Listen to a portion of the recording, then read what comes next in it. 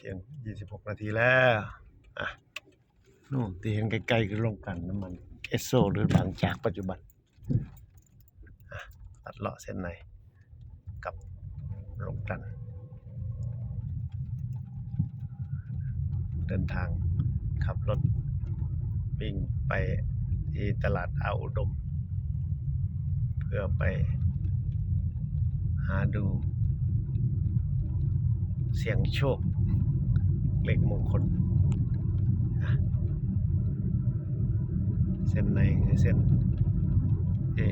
เขาเรียกว่าสุกเอมพื้นที่สุกเอมโอ้ตอนนี้เป็นป่าไปหมดแล้วฝั่งนี้ก็ไทยอ้อยที่ขับรถผ่านมา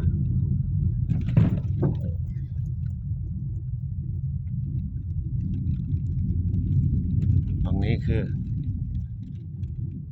ของบางจากต้นสังกัดณปัจจุบันนี่คือถังน้ำมันดิบที่กำลังมีการเตรียมการที่จะชัตดาวน์ลงมาเพื่อ inspection ตามกฎหมายกำหนด15 ปีชัตดาวน์ครั้งหนึ่งต่อถังพื้นที่ตรงนี้นี่ตรงที่เป็นกองหินกองดินเมื่อสมัยปี 2003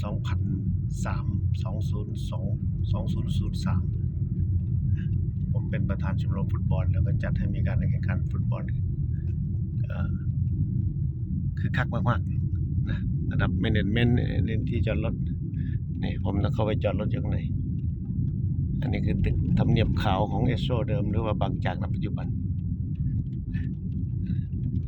โครงสร้างแข็งแรงแผ่นดินไหวก็ไม่กระเทือน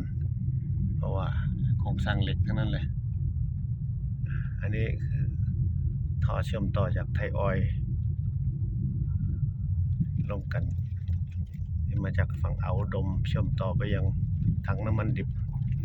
ที่อยู่ฝากบางจากไปอีกหน่อย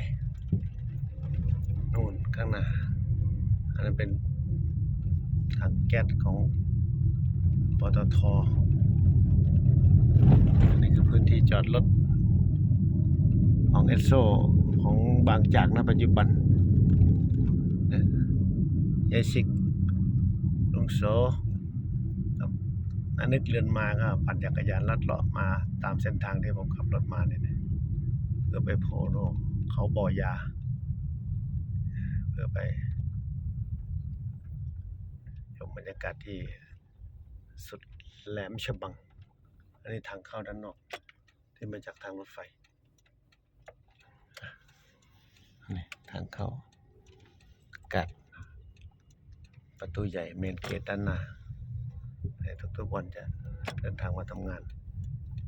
ด้วยเส้นทางที่เข้าทางออกเมนเกตด้านหน้านี่คือพื้นที่เส้นทางเข้าประมาณนี้